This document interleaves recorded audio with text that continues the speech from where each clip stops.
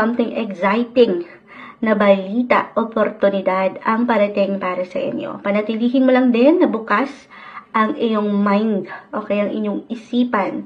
While as sa Gemini, very adaptable and flexible naman kayo sa mga sitwasyon.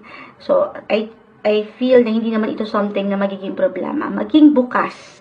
Dahil meron tayong nakikitang ilang commitments, as I've mentioned, connection, kahit over the net lang ito. Okay?